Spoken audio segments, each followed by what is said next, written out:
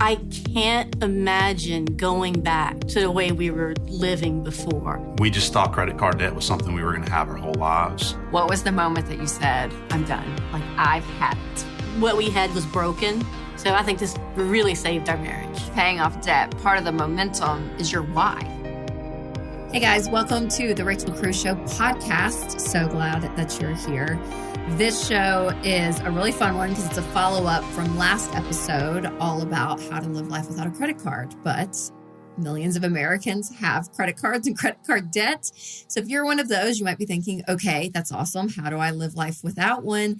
And how do I get out of the credit card debt that I've accumulated? Because, you may have had a lot of fun racking up some credit card debt, but it's not as much fun once you see the bill. So this episode, we're going to talk all about how to get out of not just credit card debt, but debt in general. So I hope those of you on this journey, you stay motivated. I hope this episode helps you. And for those of you who have not begun your get out of debt journey, I pray this episode helps you get motivated to start that today. So here's this episode of the Rachel Cruze Show podcast. We talk a lot about living debt-free on this show, but you may be asking yourself, how do you get there?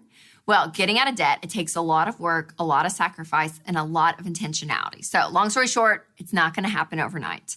But just imagine what your life could look like without payments. That you actually have money saved in the bank, owning your stuff versus it owning you, and no more paying for things that you've done in the past. And the great thing is, that life is possible. So in this episode, I'm going to show you the proven plan to get out of credit card debts and all other debt for that matter. We're going to bring someone on and hear their debt-free story and talk through how you can stay motivated and encouraged on your journey. So to kick us off in this episode, let's talk about how do you get out of debt? Because there are multiple ways people say you should get out of debt. One of those ways is debt consolidation. Nope, not a good idea. Just going to tell you. Because here's the deal. Debt is not a math problem. It's a behavior problem. And many people who actually use debt consolidation end up in more debt because they've just moved their debt around and they don't address the real issue of what got them into debt in the first place. So it's not fixing the problem. It's just masking it. And as one psychologist put it, debt consolidation seems to create the psychological effect of making you feel like you have zeroed out. So then borrowers just start spending up again. Don't want that. So no bueno to debt consolidation. Another way people say you should pay off debt is highest interest rate to lowest interest rate. And that's not a great idea either. Because again, this is not a math problem. But Rachel, mathematically, it would be correct to pay off the highest interest rate first. Yes, but if we were doing math, we wouldn't be in credit card debt, people, okay? So it's not a math issue. By paying your debts off smallest to largest, regardless of the interest rate, you're going to get some quick wins. And we find that people get out of debt faster, not by the highest interest rates, but by paying off the smallest debt, which is the debt snowball. That's right. This method is proven that people get out of debt the most efficient way. And the debt snowball is this, where you list out all of your debts, smallest amount to largest amount, again, regardless of the interest rate. Pay minimum payments on everything, and you pay off the smallest debt first. Once that's paid off, you take all the payments you were throwing at that, you roll it over to the second smallest debt. And then once that's paid off, you have payments from the smallest debt and the second smallest debt together because they're paid off, and you roll it over to the third smallest debt. And you keep going and going and going. And throughout this process, you're going crazy. You're selling stuff. You're getting an extra job. You're looking at your budget and you're cutting stuff out. I mean, you are making sacrifices through this process, because you will find that the deeper you are willing to sacrifice your lifestyle, the faster you will be out of debt. So I want you to be intense. Actually, I want you to be gazelle intense. So you may be asking yourself, what is gazelle intensity? Well, my old pops, old Dave Ramsey, coined the phrase, and it's a great one because the picture is like brilliant and it sticks in your mind. But in Proverbs 6, it says, if you have signed surety, my son, which means you've gotten yourself into debt, do this. Deliver yourself like a gazelle from the hand of the hunter and a bird from the hand of the fowler. And I love that because you think about it, deliver yourself like a gazelle from the hand of the hunter. So think about the cheetahs, the lions, all the predators that are after the gazelle. And you watch it play out, even on the Discovery Channel. And you watch that gazelle outmaneuver, outrun their predator. and you see the intensity, because it is life or death. So when scripture says that this is what you do to get out of debt, it is life or death. You go crazy. So gazelle intensity is that you are nuts. Everyone around you is like, what are they doing? I mean, you are selling stuff, you're working hard, you're sacrificing to get out of debt. Because I can tell you, it's easy to wonder your way in. It is hard to wonder your way out. So what does gazelle intensity look like? Is it going to Hawaii or on vacation while you still have credit card debt? Not gazelle intensity. No, no, no. Instead, if you spent thousands of dollars not on a vacation, but putting towards your debt over the year, gazelle intense. Buying a grande, non-fat vanilla chai, no whip, heated to 113 degrees with stevia and a dash, not a full pinch of cinnamon? Not gazelle intense. Coffee from home? Gazelle intense. Going to your favorite concert and out to dinner and out after with friends and Ubering all around town over the weekends? Not gazelle intense. Staying home or going to your extra job? Gazelle intense. See? Intensity, being intense about this, because the average person getting out of debt, using the debt snowball, being gazelle intense, pays off all of their debt in 18 to 24 months. So yes, is there sacrifice involved? Absolutely. But I can tell you, you can still enjoy your life while you're getting out of debt. I always think about Rosanna and Jeremy, who were on the show a few months ago, and they were actually in the process of getting out of debt, but they had so much joy. And they talked about how much more fun life is when they have to plan for things and like everything they do with their kids, you know, it's experiences and sometimes it's free stuff, but they're like, man, it's so much better than this life they were living with from credit card bill to credit card bill. So it may seem like a lot, but just think about it. 18 months ago was February of 2018. Go back to your pictures on your iPhone. Like, look and see, oh my gosh, it's amazing. Time goes so fast. And again, paying off all of their debt in 18 to 24 months. That's the average for all debts. That includes student loans and car loans and yes, credit cards. So when you're on this process, this journey of getting out of debt, I will tell you, the heart issues are a real thing. And so contentment is something that you have got to learn, because contentment will get you through this process. So if you've not checked out my contentment journal, make sure to click the link in the show notes and make sure you're doing that. So as you're doing all this work, and it's a lot of hard work to take care of your family and give them a better future. It's so great. But I really want to make sure that your family is taken care of over the long haul and that you have life insurance. One misconception about life insurance is that it's really expensive. And honestly, that's true with whole life insurance, but not term life. It's actually really inexpensive and what I want you to have. So in fact, the average 35-year-old couple can pay as little as $38 a month combined. And that would get them $500,000 each in coverage for 20 years. But you're not going to find that just anywhere. So that's why I use and recommend Xander Insurance. They shop around for you to get you the best possible rates. And you guys, don't wait. Do it now. Go to xanderinsurance.com and get started today. It will give you so much peace of mind. All right, up next, I want to introduce you to someone who is gazelle intense, paying off credit card debts. So I can't wait for you to hear their story. I felt hopeless, disappointed in myself. I felt like trapped, like a rat in the wheel, that I knew that we needed to do something, but I had no idea where to start. We had about $40,000 in credit card debt. We just thought credit card debt was something we were going to have our whole lives. At first, we each had a credit card, and a lot of it was we didn't have a lot of money, so we used that as income. That was to pay for groceries, and anybody that would give us some credit to buy some stuff that we needed, we had it. Mm-hmm. It just seemed like something that was normal, that everyone did, so we just kind of followed along. So one day I listened to the Dave Ramsey show for the first time, and his message clicked with me immediately, and I came home. Russell and I had a difficult conversation. We ordered the book and read it, and we were able to work through some things, and then it was off from there. And when we discovered this program and realized how stupid we had been, and we got on track, it was rough on the kids, rough on both of them, especially our son, because he was a freshman in college and he wanted to do fun college things, and we had to tell him no. Same thing with our daughter.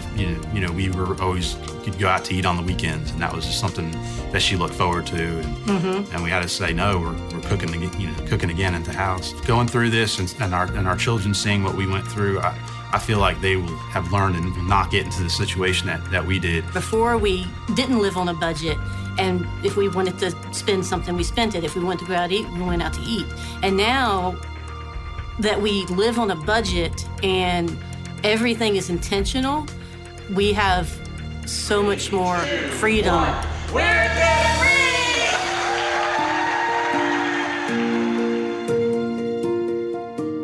Thanks, guys, so much for being here, coming on the show. Thank you for having us. Yeah, absolutely. And you guys are here in Nashville because you just did your debt-free screen. That's right. Yes. Yeah. Okay, so how much debt total was paid off? $84,000. $84,000. How long did it take you guys? 22 months. 22 months, right? At 2 years, $84,000. Okay, and how much of that was credit card debt?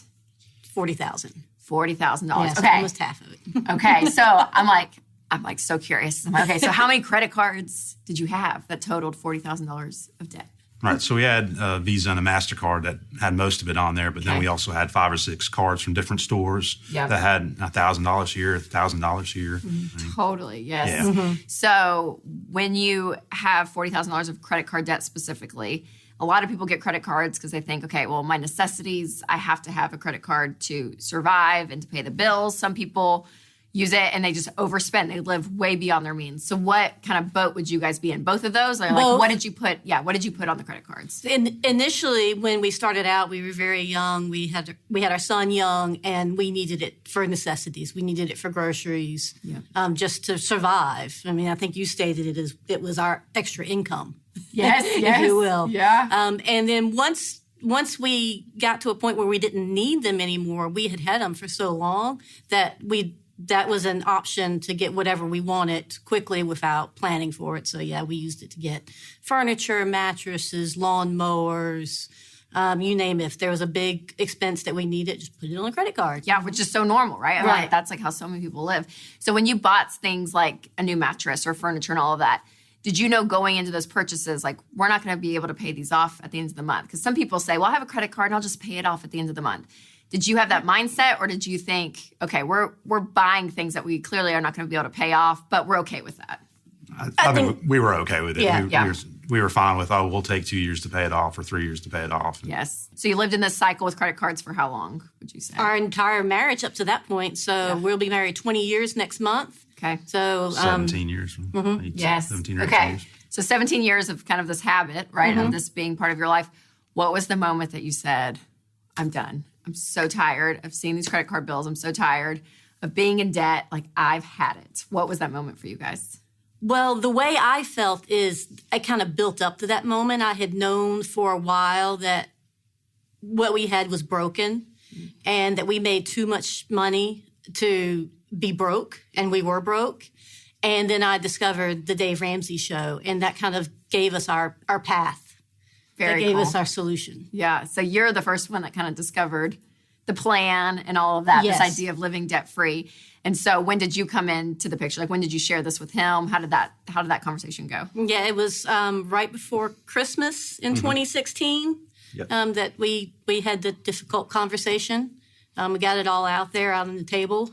It was a very difficult conversation. Yeah, I was gonna say, I mean, that's scary, you guys. It was scary. Yeah, for a lot of people, they just like, ignorance is bliss in a sense, and they just know they have all this stuff, but pulling it out and actually looking at the numbers, it's really, really scary. So how did that go? You said it was tough. But talk to me about that. Were there tears? Was there yelling? Like, there was tears. There was yelling. It was probably the most epic fight I think we've had in our marriage. Wow.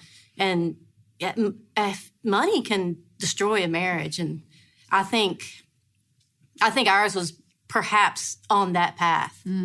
So I think this really saved our marriage. Wow. And so you got to the point that you felt it was so stressful. Were you scared? Yes. Yeah. Yes. Yeah. Because the lack of security, especially for a woman, it's deep. Yeah. And when you don't think like, we're not going to be okay, that's a scary point in that transition.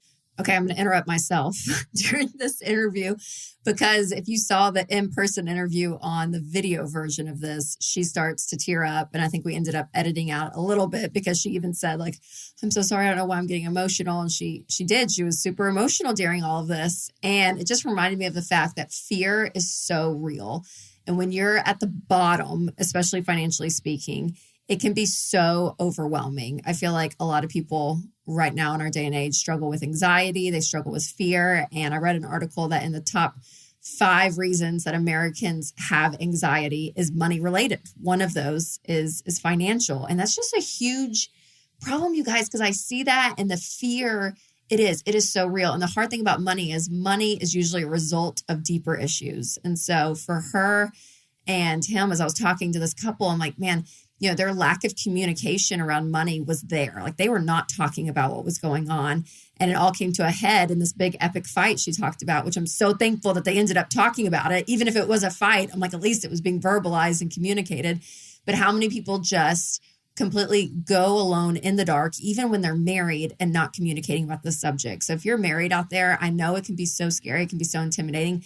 But you have got to communicate with your spouse about this subject because once you bring something into the light, it's amazing when your those anxious thoughts and those questions you have in your head, they start to really disappear because not only are you bringing another person in with you to help you solve the problem, but it's not all on you. It's not all on your shoulders creating that. And so together, you guys can make a plan to figure out, okay, how do we get in a better spot with our money? And that's what this couple did. That's why I love their story. I'm like, the fear was so real, sitting right there on the couch with her, even though they're out of credit card debt, not a debt in general.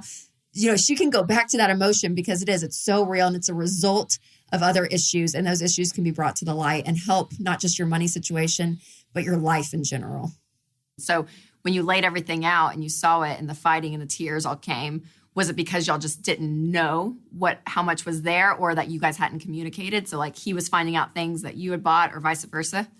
Yeah, so it's mainly, I feel like she didn't know exactly how much debt we were in. Mm-hmm. And so, and I was kind of afraid to tell her.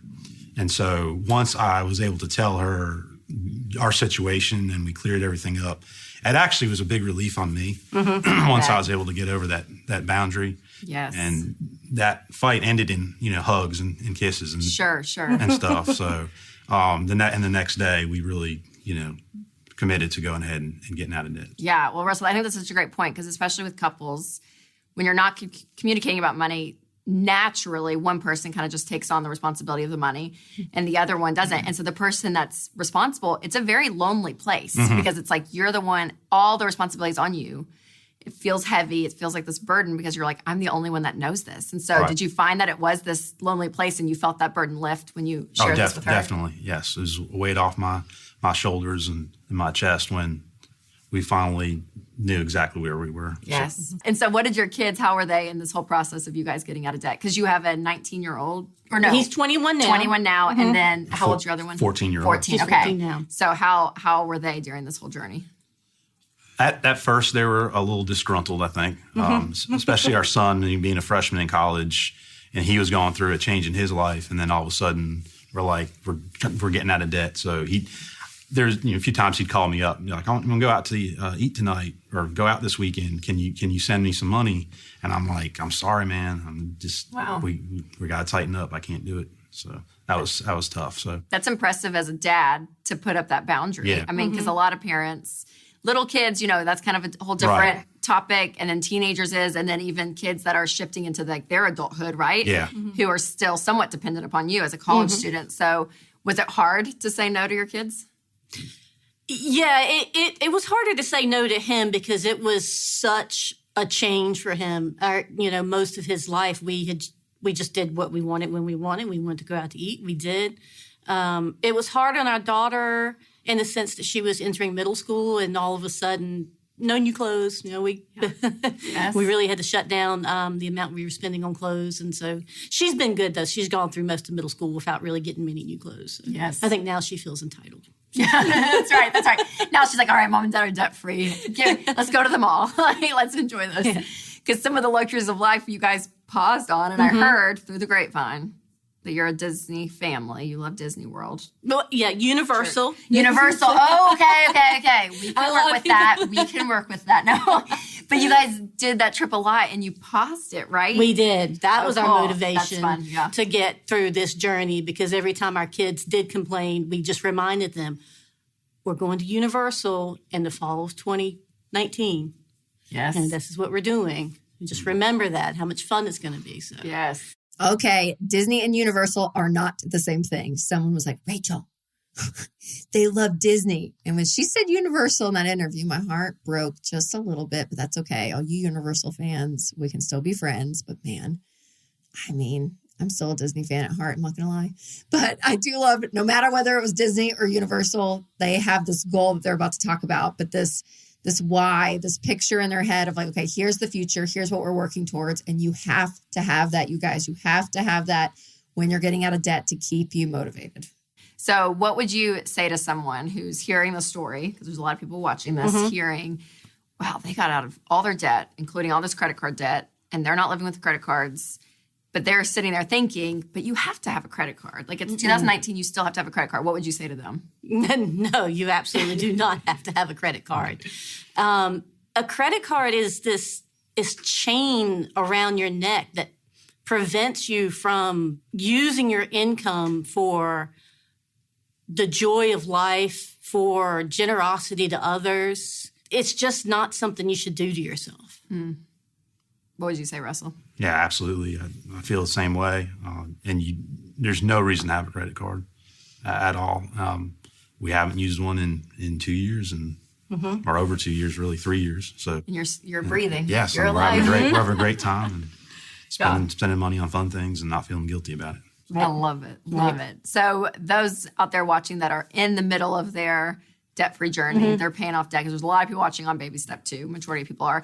What would you say to help them stay motivated? That you're like, okay, we know it's hard. It can be a long process, but what could they do to stay motivated? I would say my biggest motivation was that goal, that picture in my head of, for me, this is like a bucket list trip to Universal, because we're going for the Halloween part. Yes. And so just remembering, so having that goal is really important, especially when you're in the middle of the journey and it becomes difficult and you've been doing it for so long and it's still so long to go before you're complete. It can be really hard to stay encouraged. So for me, it was having that goal, that picture in my head of where I wanted to, how I was going to celebrate getting through that. Yes, that's so good. So good. What about you, Russell? Yeah, I mean the same thing. I mean, just knowing that when we were done, we we're going to have that freedom and how good it was going to feel. Yes. And when we got to step 3, when we start building our emergency fund, just seeing some extra money go in the bank, and it's sitting there and you can look at it. That's a nice feeling too. Yes. Okay, so 22 months. You guys worked like crazy. You sacrificed. You paid off an insane amount of debt. Was it worth it? Absolutely. Give me like an adjective of beforehand, like how you felt, until sitting on this couch right now, being completely debt free with money saved now in the bank with the emergency fund. What would you say? I feel like a completely different person. I can't imagine going back to the way we were living before. That would be waking up in a nightmare to going back to the way we were living before. The freedom we have now, living on a budget, knowing that when we do something, when we spend money, it's intentional. It's so freeing.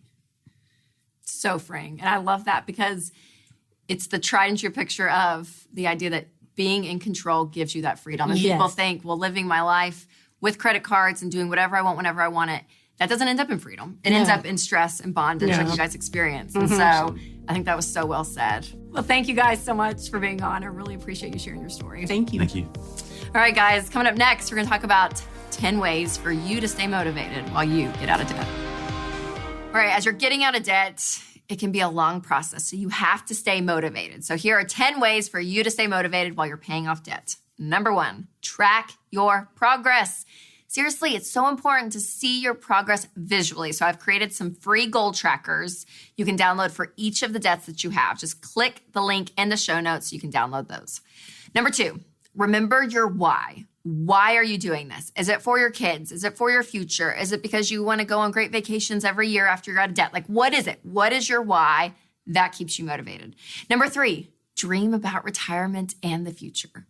Because just think, if you're not making the sacrifices now, 65-year-old you does not want to make those sacrifices. No, sacrifice now. So dream about the future. Number 4, set small rewards.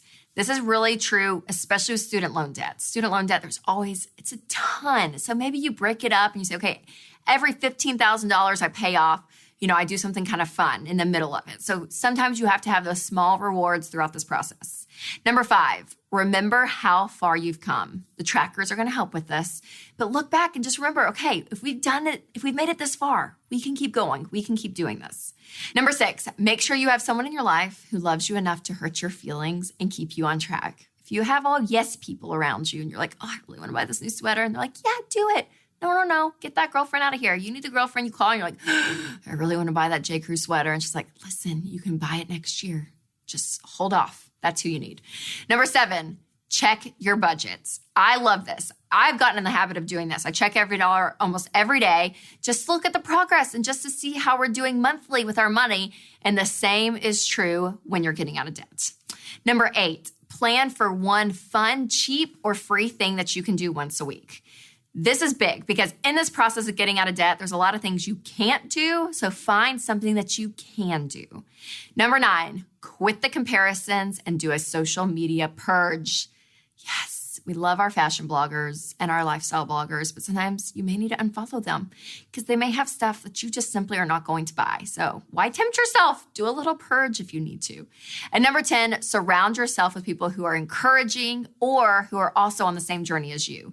And a great way to do this is to join a Financial Peace University class. This is our 9-week class. It walks you through the whole baby steps in getting out of debt, budgeting, insurance, like everything you need to know is there, and you're actually with a group of people. So click the link in the show notes to sign up for a class.